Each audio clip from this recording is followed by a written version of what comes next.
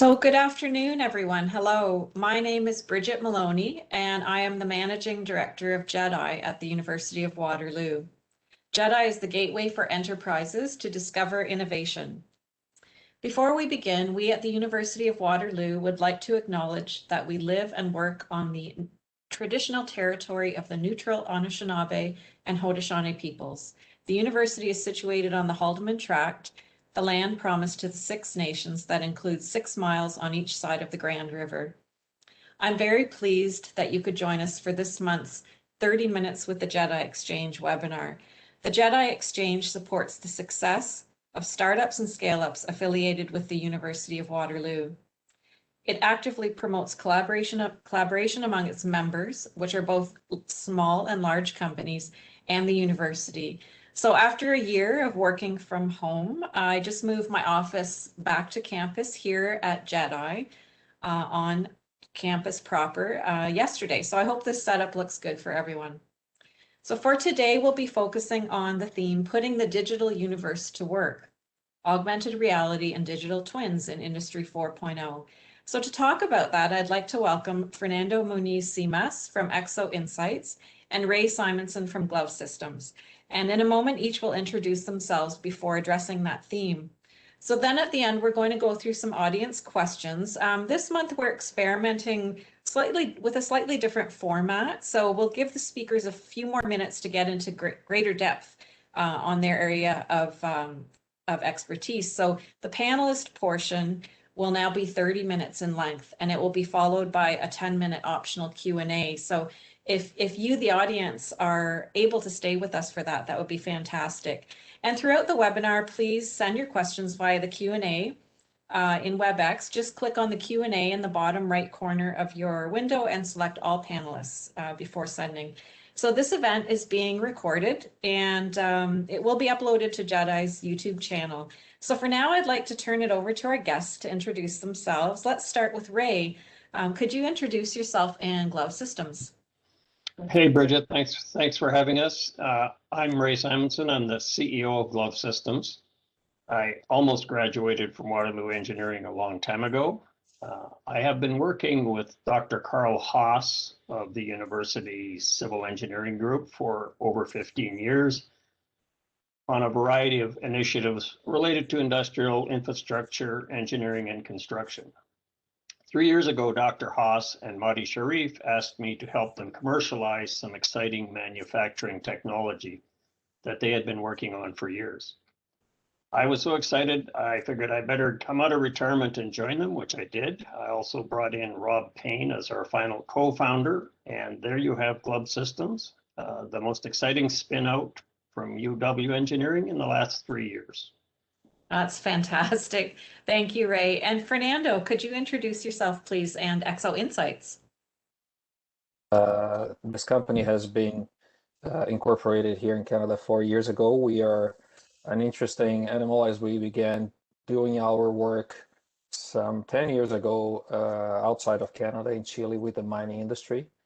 And we moved over to give that second level to the work we were doing with the collaboration of the university. So we are a startup just about to graduate from the Accelerator Center in the northern campus of the university. And we have been, highly integrated with everything University of Waterloo. So I can say that in our journey, everything about university has been fundamental to getting us to where we are right now. Oh, fantastic. That's great to hear. Thanks, Fernando. So I'd love to start with a couple of questions. So Fernando, let's start with the basics. What is Industry 4.0? Well, that's a very interesting one because it brings a lot of confusion, right? So it's the fourth wave of industrialization. So basically, we're talking about the application of technology to digitally transform how industrial companies operate, and sometimes referred to as IIoT or smart manufacturing. So Industry 4.0 basically marries physical production and operations with smart technology, managing machine learning and big data, and create a more holistic and better connected ecosystem for companies that focus on manufacturing mostly and supply chain management. It's within the larger phenomenon of the digital transformation where EXO lives in. And on our case specifically, we have a human performance perspective to everything. So while many companies see machine learning, AI, a threat to work, we are focusing exactly on preparing workers for this new phase of work and demanding work environment. Thank you. Thank you. That's a great explanation. So Ray, could you take us through what is augmented reality and digital twins? You know, what are they, and then, but how do they apply to Industry 4.0? And is mixed reality a convergence of these two? Thank you. Well, those are big topics, but at a simple level, augmented reality is the use of technology to augment our view of the real world. Typically, it consists of some sort of computer-generated images that are superimposed on real world, usually using some kind of glasses or on a tablet or computer. That technology has been around for a while. It's being used in construction. It's been used in lots of places. In construction, it is being used now. In the field of construction, QA, QC, and complex fabrication, it is not being used because the challenge is the accuracy of the devices and the ease of use. Digital twins are virtual replicas of a physical product, process, or system. In construction, digital twins started as 3D models of buildings, and they have been extended to include data from IoT systems and modeling systems. The goal is to facilitate better management of both the process of designing, building, and managing building systems and processes. And I guess there is a convergence of those in the world of advanced construction as companies like ours bring those two things together, and as Fernando does. Excellent, thank you. So actually following on then from that, Ray, how can these technologies be applied, and what benefits have you been able to drive for your clients? Like, you know, are there any examples you could share from glove systems? Well, Dr. Haas's research focused on a piece of the sort of industrial infrastructure industry 4.0 that is known as fabrication. That's a unique kind of manufacturing in which often mostly you're manufacturing one-off kinds of things, and so it's difficult to deploy standard QA, QC tools, productivity tools. And so what's happened is Dr. Haas's research led us to build better interfaces to standard 3D laser scanners to allow project owners and fabricators to do a better job of QC and to collaborate on the inspection of prefabricated modules. I should have prefaced this with there's a trend in the industry to what's called prefabrication. So that really means building components in factories and delivering them to a job site. AR systems allow the workers to create their jobs more quickly and more accurately. And so an example, one of our fabricators was building a complex pressure vessel for happily enough, one of our other customers. And after the device was delivered, you would typically do a paper as-built measurement. So people go through and take the drawings and they make measurements of the key components and write them down on the paper, and then they scan them and put them in a PDF and send them to their customer to basically prove that it's done correctly. In our case, there was one measurement that was missed, and it was a crucial measurement. That would have been a real problem if we hadn't had glove systems 3D twin in this cloud for these guys. So the customer and the fabricator got online. They went to our system. They brought up the as-built 3D model, 3D as-built, and they basically did a measurement using our software and were able to confirm that the missed measurement complied, that the distance complied.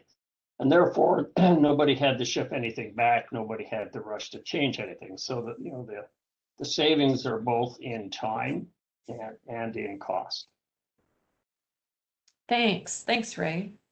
So actually, Fernando, what's your perspective on that? Are there examples you could provide from EXO Insights? Oh, yes, definitely. Our focus on this technology is mostly on human performance improvement. So I usually joke with Ray that his focus on the assets, I focus on the human portion of it. So human performance basically is something it's something new happening in terms of training, but it goes a little bit beyond training. And human performance is basically everywhere. It's just happens while we are doing our work. So we can think about in terms of training to skill up and to bring skills to people, and human performance to measure how the work is being done. So when you put together the concepts of human performance, you're talking about the quality of the work, and quality is affected by many things, the way you sleep, the way you look at things, the attention, your fatigue, stress. So it's a qualitative aspect related to behavior that we focus on preparing our brains to perform better in high risk mission critical activities. I always say high risk mission critical because our initial knowledge base is being built along with the nuclear sector here in Ontario. And as a joke, when we started, we thought that we could bring our technology to improve their numbers, but their numbers of incidents are zero. Everybody knows when there's an accident in the nuclear sector. So in these activities, since people are so highly trained, so intensively trained, human performance starts to play a role, because it's not about you knowing what to do, but knowing your own characteristics, your stress level, your spatial awareness, and other indicators that become really crucial for you to perform your best. So yeah, and even in situations when you're going to operate a nuclear reactor, you can know that you're not up to the task that day. So you start learning. You don't feel obliged. You have to prepare. So one example of this, and it comes back to the visualization, to the digital part of this, is what we call the mental model improvement. And that happens in mostly every activity. So imagine an operator, controlling one of those highly intricate control panels, and he's switching, on and off buttons and switches here. And what happens is that he's imagining what's going on. I'm closing a valve here, or turning on a steam generator, and he knows what's going on. But the complexity of this machine is so high that you can train people over and over to do the work to perfection. But there's always now with digital twins, you have this complement that can bring precision to his imagination. So we count on the fact that these guys know everything, pilots, nuclear operators, air traffic controllers, but these technologies are coming there to assist and improve these mental models, complement this mental model, so you don't put too much strain on your brain. Right. And and there's a series of examples in this direction. I'd love to know more about that. So what additional examples of companies or industries should be using the technology, and has there been uptake in Canada? Is it North American, beyond? We have seen, I think we are leaving on the digital transformation, and we are leaving right now the speeding up, the curve speeding up in terms of the adoption.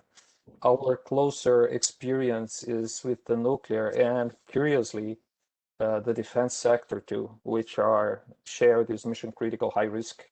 It's interesting to see the parallels, but in terms of assets, these two sectors have legacy equipment, right? So they're not changing their assets. A reactor lasts for 40, 50 years as a ship.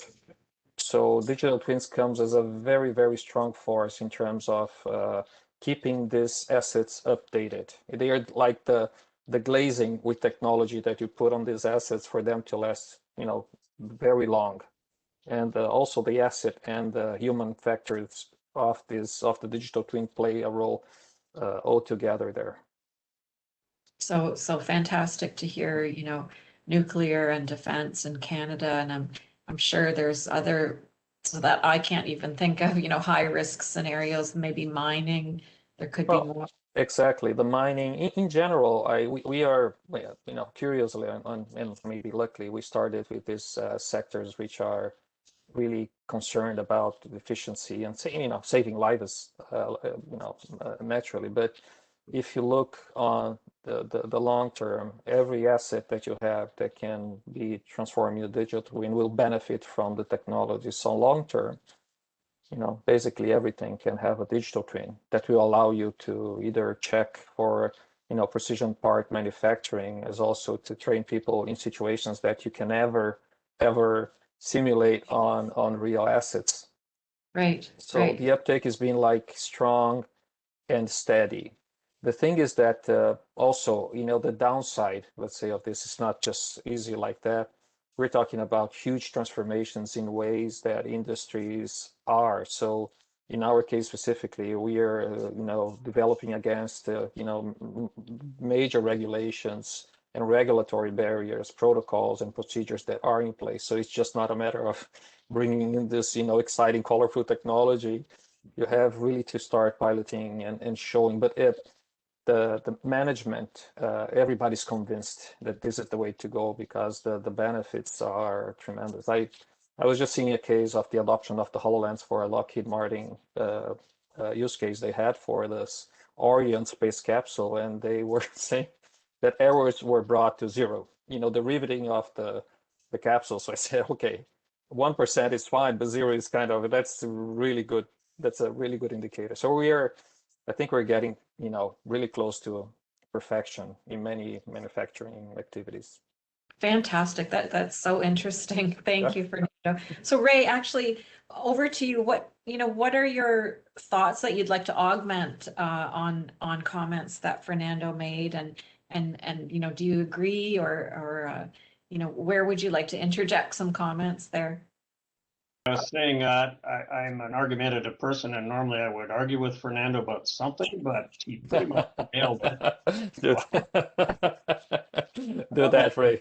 I don't have any disagreements with everything he said. I think that the whole world of infrastructure, and so power plants and mines, all that's those industries are infrastructure. Infrastructure is required to have a civilized society, and including powers. So as we see the world trying to recover from COVID and any future pandemics, we're going to see an increase in spending and building of infrastructure.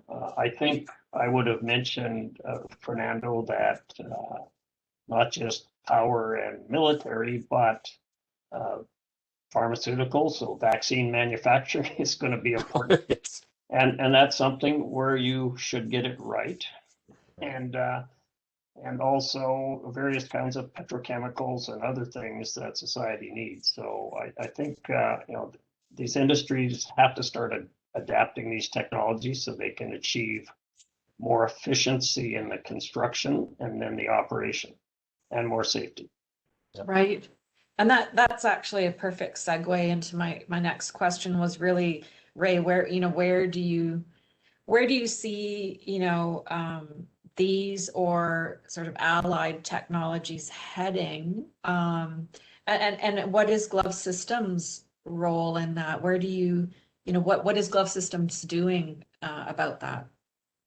Well, the construction industry, which we're focused on, the construction of industrial projects, and that would be power, pharma, petrochemical, food production, water. That industry's been very laggard in the use of technology, and it's not as is often suggested that because it's a bunch of old guys who don't like technology. But the reality is the technology to date has been too complex and too hard to use in sort of construction work processes, whether that's that's modular fabrication or on-site assembly. And so what Glove Systems has done is we've taken advantage of more than 30 person years of research at U of W by Dr. Haas and others. And we've developed what we believe are very simple, very effective interfaces to these modern digital measurement technologies. We then extended the functionality of some of those technologies, and then we capped it off by delivering it in the Microsoft Azure cloud so that it can be easily shared between all the participants in these complex projects. So that's Glove Systems' use of 3D scanning. In the AR field, in construction, Fernando did mention it is used in a bunch of places. I see it used on some construction job sites for things like progress tracking. In fabrication, one of the requirements, because you're building things in factories and building pieces in different factories and shipping them to a job site and hoping they fit together, the tolerance requirements are much higher than they've ever been. And at the moment, the AR technology, and we're working with Microsoft's HoloLens, the tolerance is not fine enough. Now, the good news is Madi and the team have developed a variety of targets that makes the use of AR possible in this fabrication space where tolerance is in the millimeter range. And that's going to really fundamentally change the use of augmented reality in a whole new industry. And thank you, Ray. Very, very, very interesting.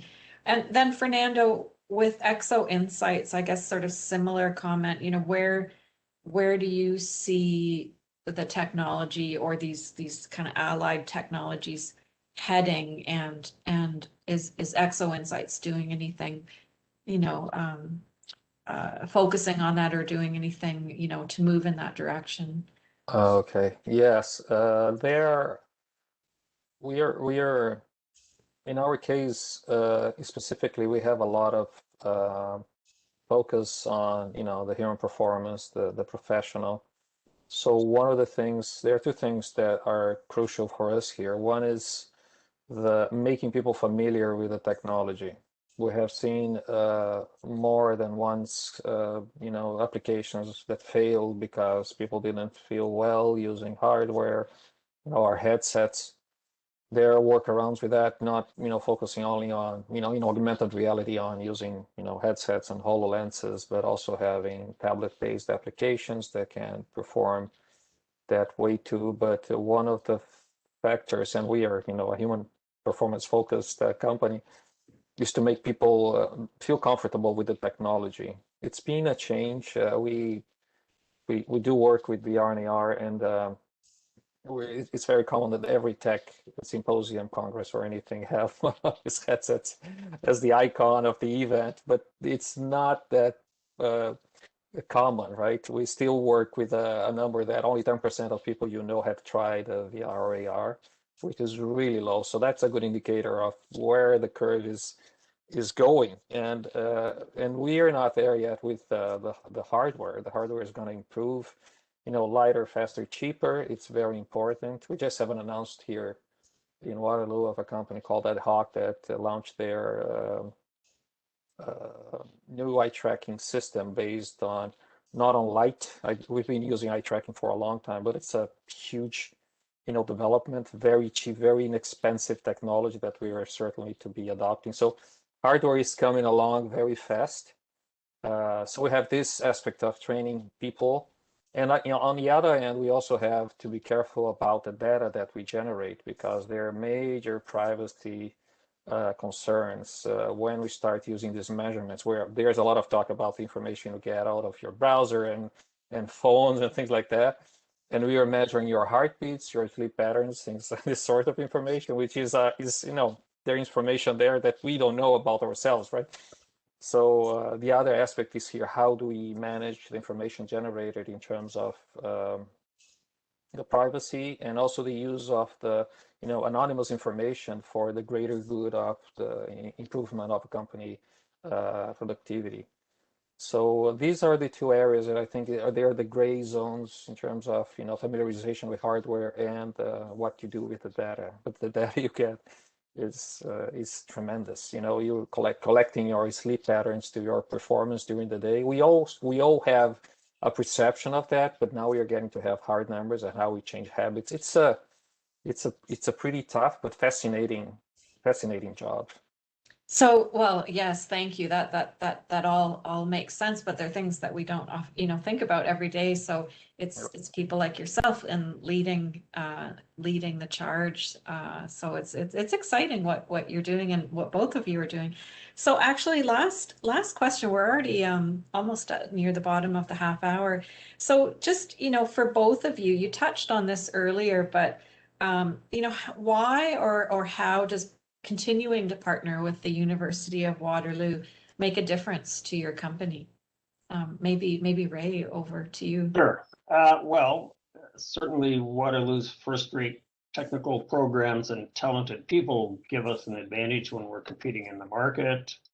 For instance, both our advanced inspection systems, glove fit, and our AR work came out of the U of W research projects in civil engineering.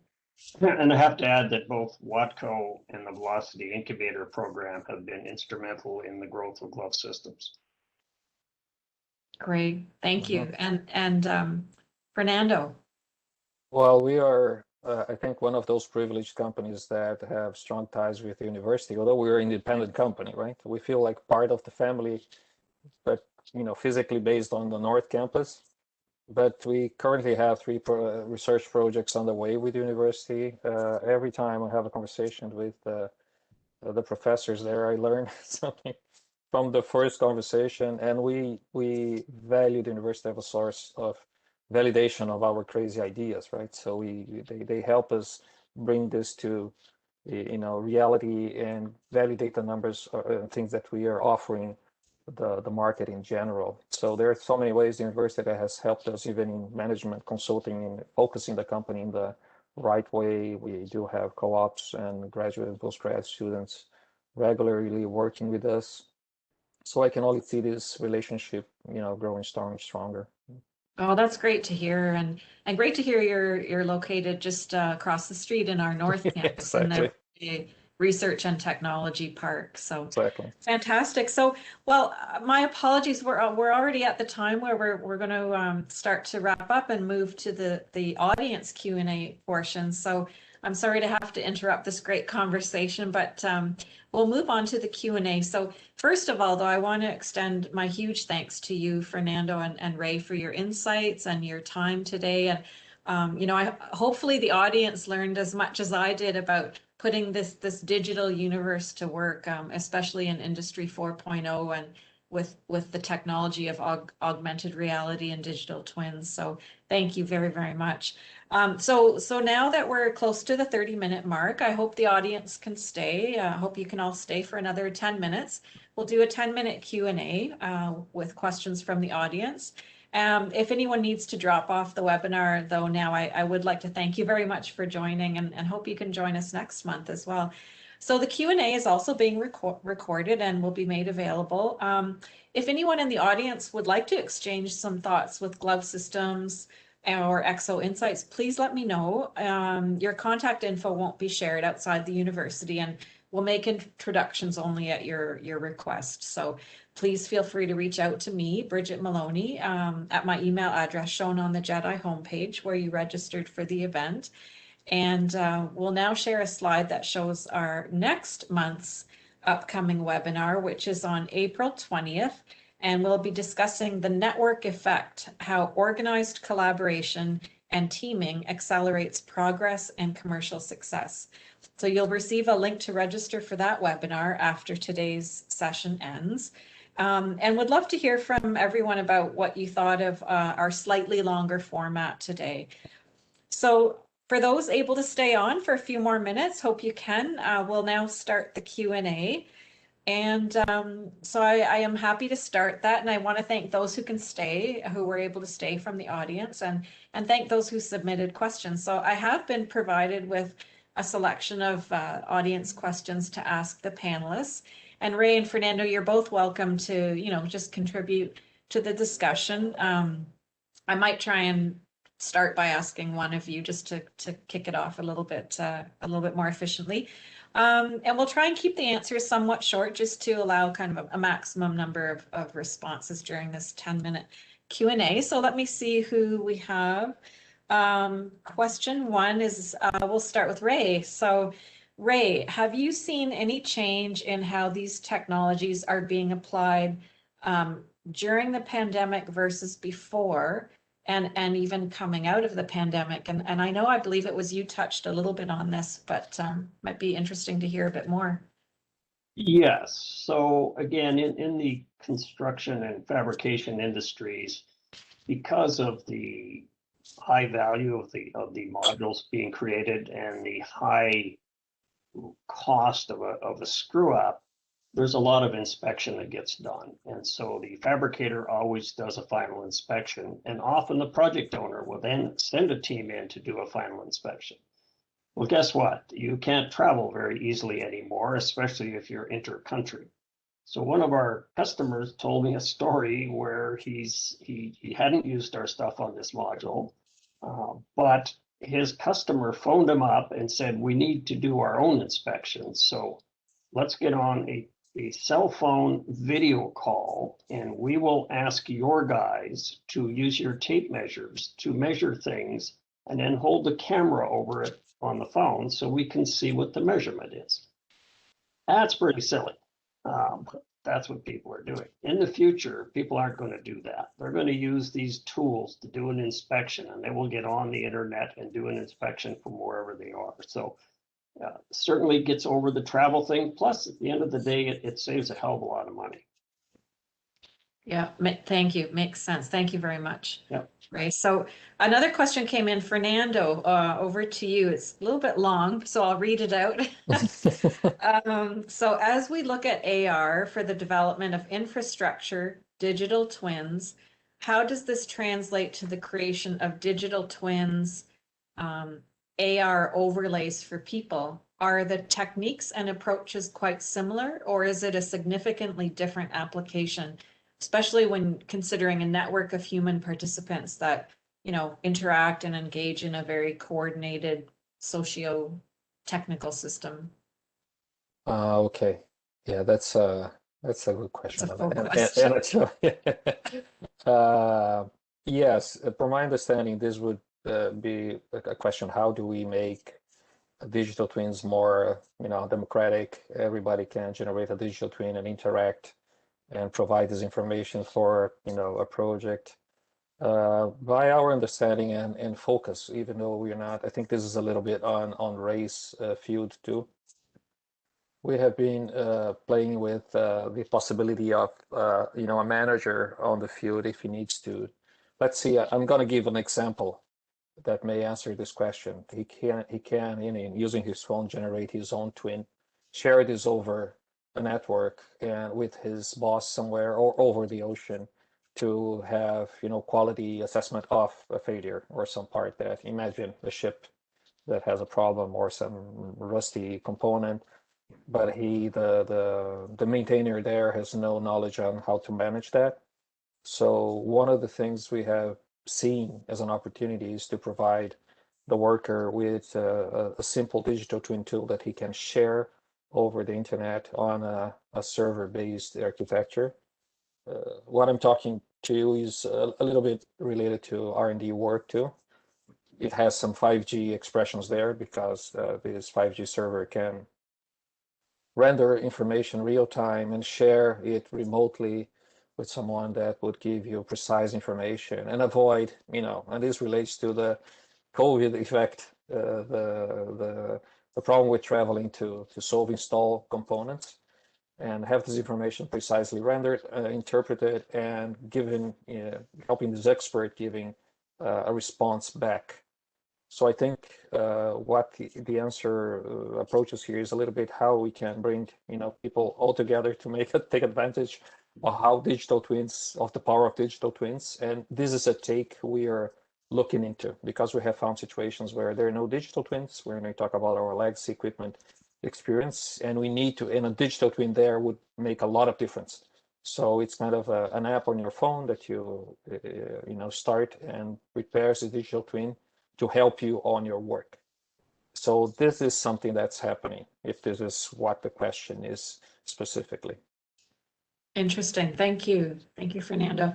Excuse me. So Ray, this sort of technology seems to have been around a long time in in the gaming industry, and I believe in film, Hollywood film industry as well.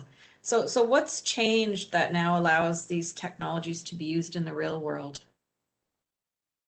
Because those are imaginary worlds. The real world, yeah, right. In quotations.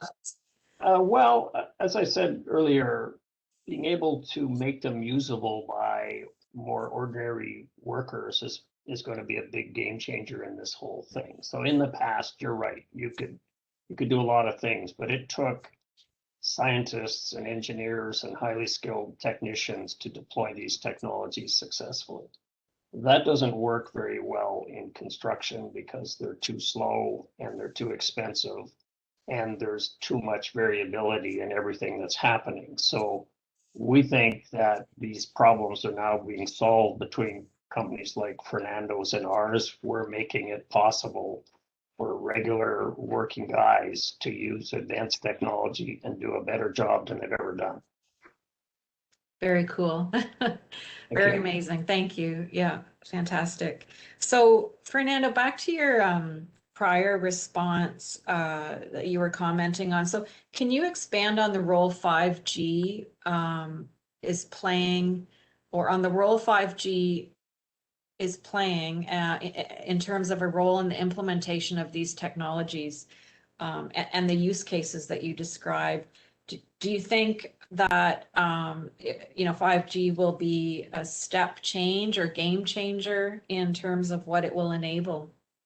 Oh, yes, very much. There's a lot of discussion on 5G in many different aspects, right? But on the specifically related to our work on VR and AR, the the abundance of data capacity that you have with 5G is a safety factor. So remember, we are always talking about mission critical, high risk, and situations where you cannot have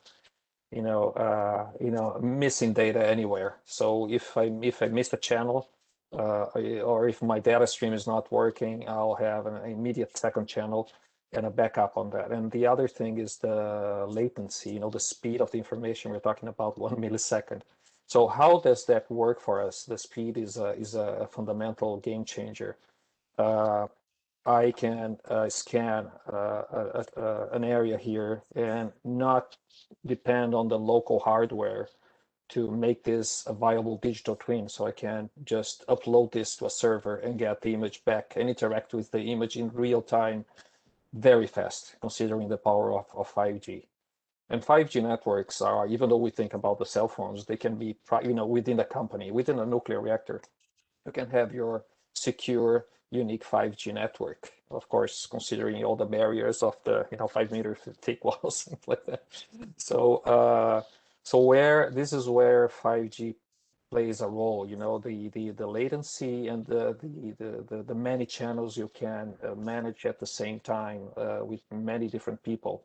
So this immediacy of the information is allowing you to have back again, dumb terminals and powerful servers managing heavy information and providing great visualization.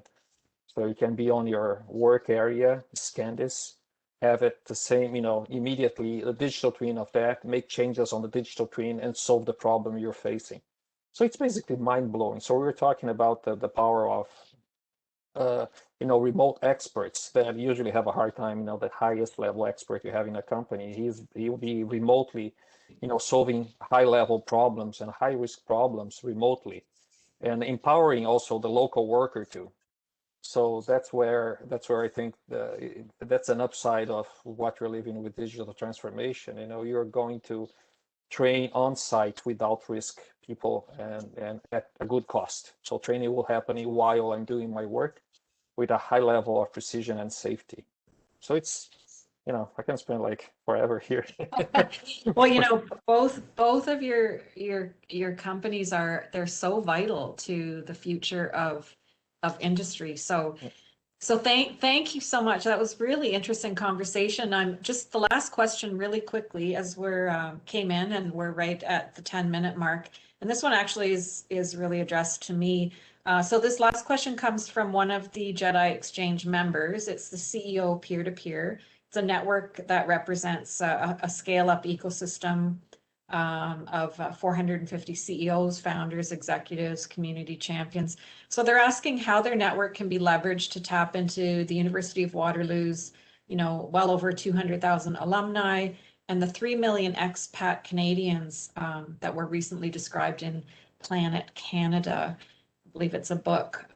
So yes, in part, this book posits how these expats could act as ambassadors for Canada in industries and society. And so I think, it's an interesting and complex topic or question. And I think discussing how to harness this type of network effect is actually could take a little bit of time to discuss. And we're actually featuring this very topic, as I mentioned, in next month's webinar, and the CEO peer-to-peer, as well as actually the Nuclear Innovation Institute will be on next month's JEDI Exchange webinar. So the NII for short is another network in our JEDI Exchange. So I think it's perfect to delve into that in next month's webinar. So with that, I realize we're just a minute over. I really want to thank the audience for joining us and for providing questions to the speakers and the panelists here. And just a very big thank you to our guests, Ray Simonson from Glove Systems and Fernando Muniz-Simas from EXO Insights. Your thoughts and perspectives were very much appreciated. So thank you, and big round of applause for you. So as I mentioned earlier, if anyone listening in would like to exchange some thoughts with Glove Systems or EXO Insights or JEDI, the University of Waterloo, please let me know. We'll make proper warm introductions. And or if you heard something you'd like to learn more about, feel free to reach out to me, Bridget Maloney. My email is on the JEDI homepage where you registered. And as I said, our next event is April 20th, and it's the Network Effect, how organized collaboration and teaming accelerates progress and commercial success. And it's with the CEO peer-to-peer and the Nuclear Innovation Institute, or NII. And you just register at uwaterloo.ca/JEDI/events. And you'll also receive a link after today's webinar ends. We also share all of this and other news on our LinkedIn and Twitter. So if you haven't signed up for JEDI's social media feeds, please do. You'll also receive a monthly newsletter with all of the corporate company activity that JEDI helps to support and enable for the University of Waterloo. So really look forward to seeing you then. This ends our session for today, and thank you very much. Enjoy the rest of your day. Thanks for the opportunity. Likewise. Thank you, and have a good day. You too.